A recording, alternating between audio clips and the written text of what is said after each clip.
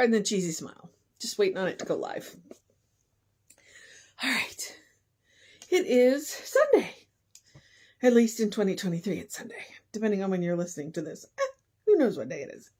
I have been to the gym, and it was nice and cold outside, so it was nice to be in the gym. I actually didn't take my jacket off today, but I did unzip it. I got to do battle ropes again today. Okay. Excuse me, can I have that hand? Well, this could be a challenge. Foster is currently holding my hand. And he's got his claws out. So I'm like, I can't just take it away from him. Come on, let me have my hand. All right. Okay, because we have an interesting one today, and it's kind of long. So I wanted to make sure that I have plenty of time to do this. All right, it is December 17th. Our title is Peace, Pilgrim's Beatitudes. And this is written by Peace Pilgrim, and it's from Step Towards Inner Peace from 1983. All right. Blessed are they that give without expecting even thanks in return, for they shall be abundantly rewarded. Blessed are they who translate every good thing they know into action. Even higher truths shall be revealed to them. Blessed are they who do God's will without asking to see results, for great shall be their recompense. Blessed are they who love and trust their fellow human beings, for they shall reach the good in people and receive a loving response. Blessed are they who have seen reality, for they know not the garment of clay, but that which activates the garment of clay is real and indestructible. Blessed are they who see the change we call death as a liberation from the limitations of this earth life, for they shall rejoice with their loved ones who make their glorious transition. Blessed are they who, after dedicating their lives and thereby receiving a blessing, have the courage and faith to surmount the difficulties of the path ahead, for they shall receive a second blessing.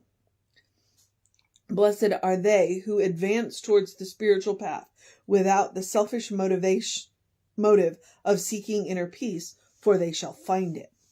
Blessed are those who, instead of trying to batten down the gates of the kingdom of heaven, approach them humbly. Batter down the gates of heaven, the kingdom of heaven, approach them humbly and lovingly and purified, for they shall pass right through. Okay, there's a whole lot in here. I could talk for an hour on each one of these. I don't have that kind of time, nor do you. So let's not do that. But let's go back. Blessed are they that give without expecting even thanks in return. This is the idea of reciprocity. Whatever you do will come back to you, but it won't necessarily come back to you from the person that you did the good for. And people get themselves into a whole lot of trouble when they do things with expectation. Okay? We do things with expectation with spirit because we're supposed to. But when we do things for our fellow human beings, it is the expectation that causes the suffering. So the idea is do all the good that you can do, knowing that good will come back to you, but not expecting it from the person that you are doing good for. Give all the love you can and know that love will come back to you from unexpected sources. Blessed are they who translate every good thing they know into action. If I could say treat and move your feet any more eloquently, there it is. Blessed are they who do God's will without asking to see results. And that's one of the, I always come back to the idea of planting trees. Okay? Because the tree that you plant today, you may never see the fruit of, but it will feed the generations beyond you. And that's the way it is in the world. And it kind of goes back to that first one. It's the expectations that cause suffering. The Buddhists will tell you it's expectations that cause suffering. And so if you want to move through this world, this life with the least amount of suffering, let go of your expectations. And plant all the trees you can. And now I do literally mean that, but you also understand what I mean. Do all of the good without the need to see the reward. Probably 9 times out of 10, you will see the reward. But on the 10th time when you don't, do it anyway. Do it anyway. Blessed are they who love and trust their fellow human beings, for they will reach the good in people and receive a loving response. I can give you a really good example about that from 100 years ago when I was a guest service team lead at Target is what they called me. I was cashier supervisor. And the day before, this cashier and we came to, we had a moment, and we both walked away from it thinking we were right. It doesn't matter who was right or who was wrong. The next day, I came in as if yesterday had not happened. I treated her as if it was a new day. I started afresh. She expected me to come in still mad about yesterday. When I greeted her as I would normally greet everybody, and she realized that I wasn't holding yesterday against her, she cried. So, that's when we can treat people as good, when we can treat everybody as a beloved child of God, they will respond differently than if we treated them any other way, regardless of our past history. Now, that does not mean that I'm going to put myself in the place to let somebody who has abused me again. Okay, I'm not going to do that.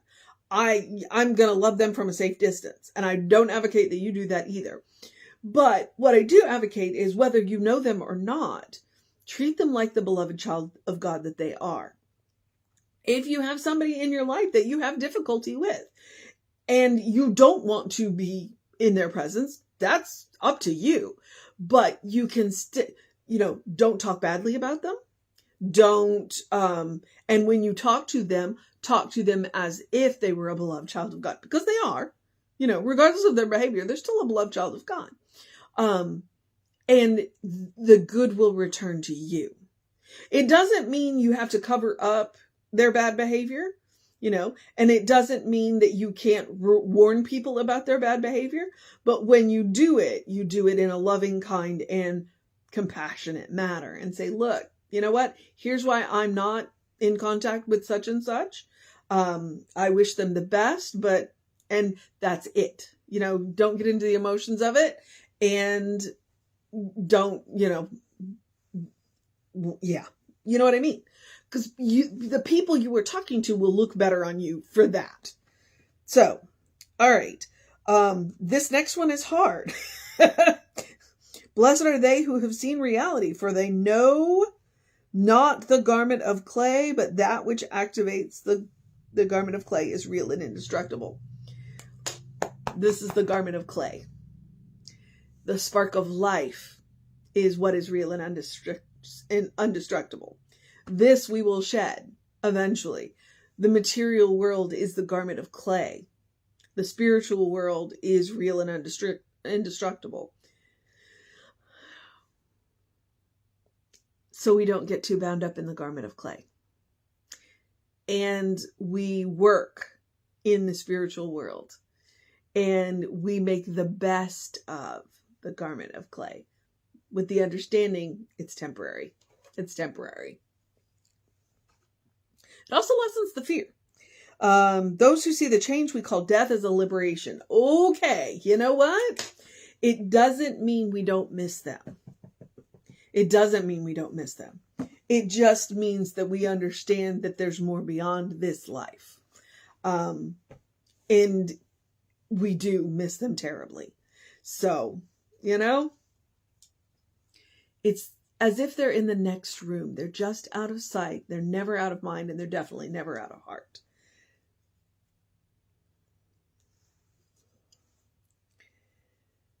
Oh, we know where they are. Blessed are they who, after dedicating their lives and receiving a blessing, have the courage and faith to surmount the difficulties of the path ahead, for they shall receive a second blessing. You know what? I'm going to leave that one for your interpretation. I'm not sure. It's like, I think it means don't crumble at the first sign of difficulty.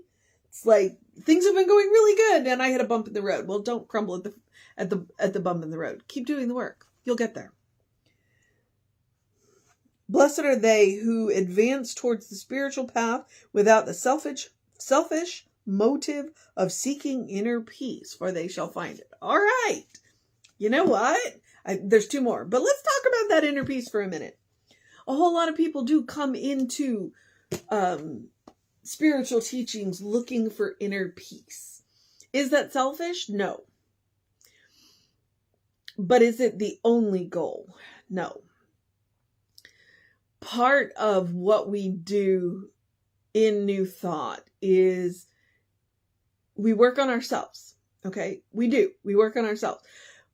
But it's not just for the inner peace. Science of Mind, Centers for Spiritual Living, one of our goals is a world that works for everybody. The reason for that is because we believe everybody should be able to access inner peace. Okay? So we are very community minded. We are absolutely community minded. And we want to make sure that we live in a world that works for everybody. So the work that we do on ourselves is so that we can get along with others. Really? Yes. It is so that when we walk through this world, we walk gently through this world. Thich Nhat Hanh says, we walk as if our feet are kissing the earth. Okay? So that, and we treat our fellow godlings gently, regardless of how they are behaving. It doesn't mean we don't call them on their stuff, but we do it gently, we do it kindly, we do it compassionately, we do it lovingly. So that is what she's talking about. We don't come into this to make ourselves better. We come into this to be the best version of ourselves that we can, so that the world is better. And in response to that, because we want the world to be better, then we find inner peace. Okay? It's a little confusing, which is why I put the book down and took the glasses off, because that's what I'm talking about. We do this, we work on ourselves so that we move through the world better. That, and we're the only person we can work on. But we don't do it for ourselves, or we don't do it just for ourselves. We do it for the community and the whole community. I mean, worldwide, not just our particular little tribe, because we want everybody to be at peace. Blessed are those, for instead of trying to batter down the gates of the kingdom of heaven, approach them humbly, lovingly, and purified. That's the last one. Okay.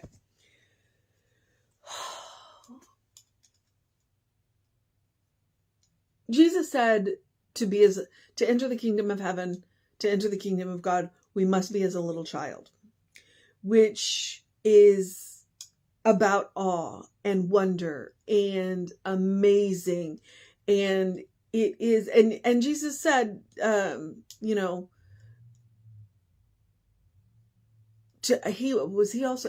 also the one that said, don't look at the sins of don't look at the speck in your eye, your brother's eye, your neighbor's eye, and ignore the beam in yours.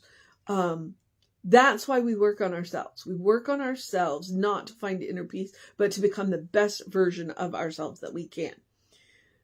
How else are we going to enter the kingdom of heaven? The kingdom of heaven is within you. The kingdom of God is within you. Well, the gates aren't closed. We don't have to batter them down. We don't have to beat them down. We don't have to make this big show of piety. We don't have to make this big show of, religiosity.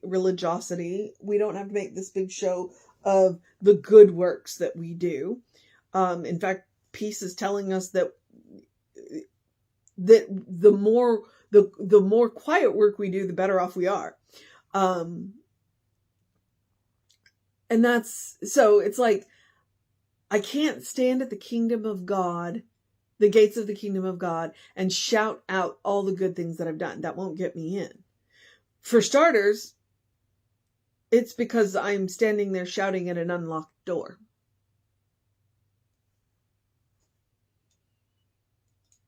Whereas if I was as a little child and looked around it with the awe and wonder, I would realize there is no gate.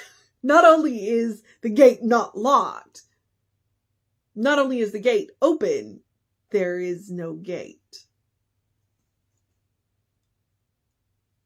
So, based on the Beatitudes that Jesus taught,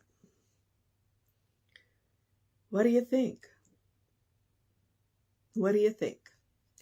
I don't know how to pull a mission out of that. Every one of them was a mission in and of itself.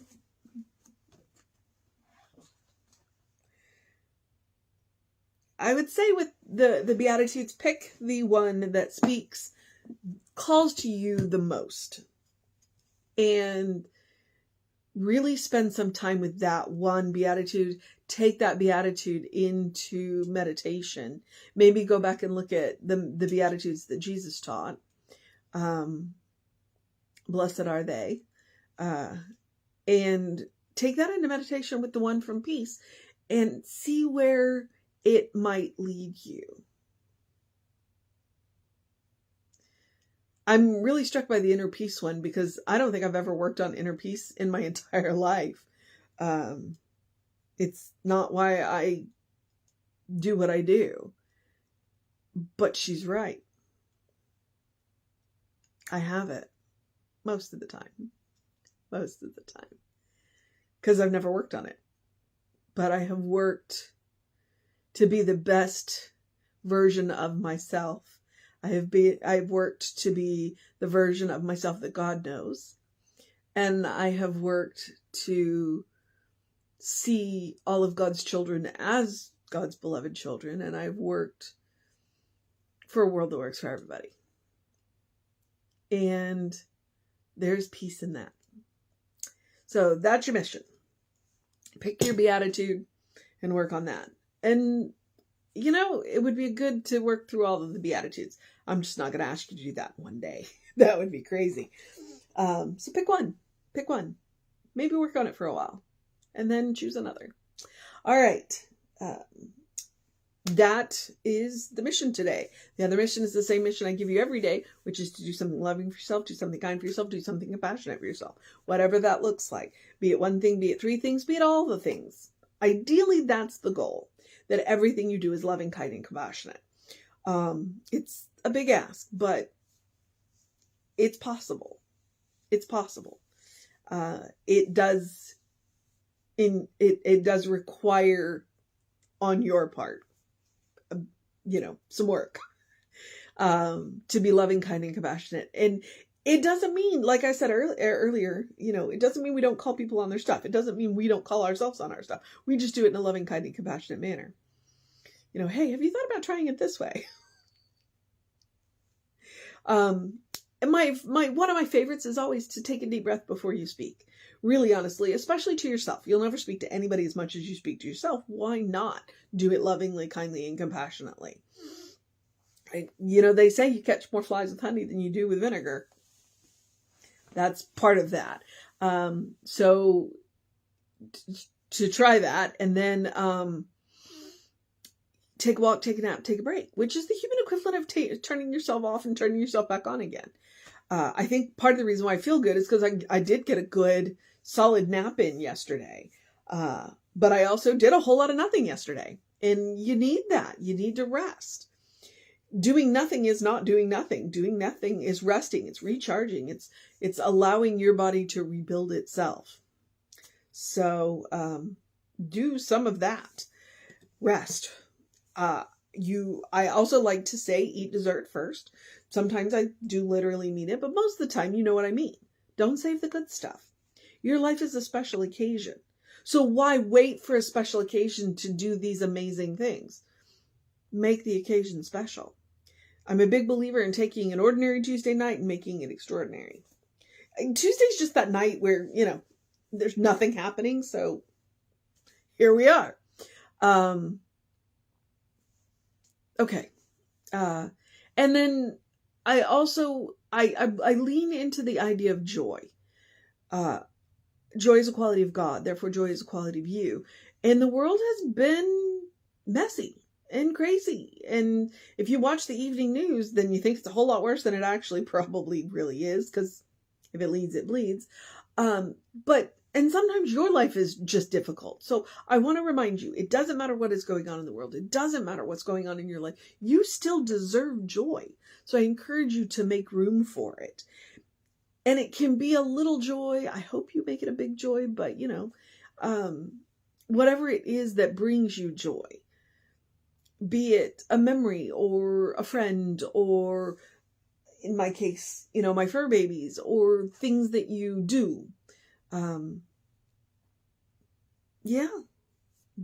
Do some of that. Make sure that you make room for joy in your life every single day. All right. Okay. I think I'm at, where am I? Oh, I'll just give you the rest of the suggestions. Do something to engage your mind and your body, whatever that looks like for you. Drink plenty of water. Hydration is super important. Your brain works better. Your body works better. Your skin looks better if you are well hydrated. Whatever I can do to get you to drink more water, I will do. And get that early in your morning bright light. We were up before the sun because gym day. And so we were in the gym before the sun came up, but it was nice. And then the drive home, you get a little bit of sun. Between 7 and 9 in the morning, the sun is hitting the earth at a particular angle that is supposed to be best for vitamin D and less likely to cause a sunburn. And I'm only asking for 5 to 10 minutes. That's it. That's all it takes to help reset those hormones. So try it. You might like it. Where was I? Oh yeah. And if that's out of your schedule, you get up before or after, then you can Google sun lamp or seasonal affect disorder lights if the light in your house is not enough. There is help out there. And it can be very helpful because we are coming up on the shortest day of the year. So, take the help that you need. All right. Where was I? Oh, I'm going to quote Ernest Holmes at you. Since I quote Jesus at you, well, let's quote Ernest Holmes at you. Open the windows of your soul. Allow the breath of heaven to remind you that you do live in heaven right here, right now. It's all around us all the time. What does Ernest mean? That heaven is not a physical place that you have to get to. It is a state of mind. It is a state of consciousness. It means that you can do it now. You don't have to wait until we shed this garment of clay, to use Peace's terminology. You don't have to wait that long. You can live in heaven right here, right now, by activating the Christ consciousness, which you came pre-installed with. And the password to that is love. Easy enough, right? And I know it's not. But that's our default setting. Our default setting is love. We have to be trained out of that. So if we could go back to factory settings, that'd be, pretty cool. We'd have a much easier time of it. So, but the realization that heaven is a state of mind, a state of consciousness, it's freeing. It's freeing because once you learn to create it for yourself, one, nobody can take it away from you. And two, any place can become heaven. And there it goes from a state of grace to a superpower. You can be in heaven all the time. Are any of us? Probably not, but I'm sure that there, I bet you the Dalai Lama lives in heaven most of the time. I'm betting Bishop Desmond Tutu lived in heaven a lot of the time. And they carried that with them. And so being in their presence, they become safe harbors. They become a place where for a moment, people can step out of their storms and see what peace looks like. And then they can choose to go back into their storms, or they can choose a different path. And those two men didn't let people bring their storms to them. You know, it's like if you wanted to be in their presence, you had to step out of your storm. You know? And that's what it looks like. So, my goal is to be an island of peace where you can come and rest for a moment. You're not going to bring your storm into my harbor, but I will let you rest in my harbor in the safe space until you can make a different choice. So, all right, beloveds. Yeah. And one of the best ways to help create that heavenly mindset is you take Emma Curtis Hopkins' advice, look for the good and praise it. Okay. Which is another way of saying count your blessings. Science has shown that if you need to change, you know, like literally when people are working on anxiety and depression, volunteer service is a good way to start. It may not be all that you need, but it's a good way to start. And gratitude practices will get you a long way, and random acts of kindness. You walk away feeling really good, and, you know, hopefully they pay it forward. All right, beloveds. I guess I'm at the social media part. We are Creative Life Spiritual Center, Creative Life Spark. I'm the running Rev Ryan on the social medias that I am on. I thoroughly encourage you to, you know, check them out. There are hours of content. I don't know what I was about to say, so I'm just not worry about that. If you want to know what's going on with the center, please email info@creativelife.org. That'll get you on the constant contact. And you get one email a week. Let me slow down. And the hot links are hot. If it says click here now, it'll either take you right to the information or to the person that can help you get it. So like if you hit the click here now on the Soul Session playlist, it will take you right to the YouTube channel, to that playlist. And from there you can like and subscribe and, you know, do that kind of stuff. Because if you subscribe to either of the YouTube channels or both of the YouTube channels, I would really like you to subscribe to mine too. You'll get notified when we upload new videos. So with Creative Life, every Sunday, unless something happens and it's Monday, you get the Sunday service. So, all right, beloveds, I'm going to encourage you to have a great day, a wondrous day, a fantastic day, a magical day, an enchanted day, a wonderful day, an awesome day, an amazing day, a sit in a sunbeam day, a get stuff done day, a take a rest day, a get some sunshine day, a wear an extra layer today so that you can take it off because, you know, a good day. And if that is too much pressure, simply have a day. You are enough, just as you are. You're a beloved child of God in whom God is well pleased and well represented. Right? This is the truth of your being. Explore the truth of your being. What I like to remind you is to peel back the layers of who you have been told you are. Peel back the labels, jump out of the boxes, pull back everything you've been told by religion, by culture, by society, by gender normatives. Peel all that away and get to know who God knows you to be. Because I can promise you that the person that God knows you to be, is good. And probably pretty cool. All right, beloveds. All right, Reverend David will be on around 5 p.m. with you. I'll be back with you around 9 a.m. But since it is Sunday, we'll have an amazing service for you right here on Facebook Live at 11 a.m. If you are not watching on Facebook Live, then feel free to go to the Creative Life Spiritual Center YouTube channel and check out the Sunday services. They're in playlists by month. So anyone you want. All right, beloveds, take care of yourself. Know that you are loved, and I will see you next time.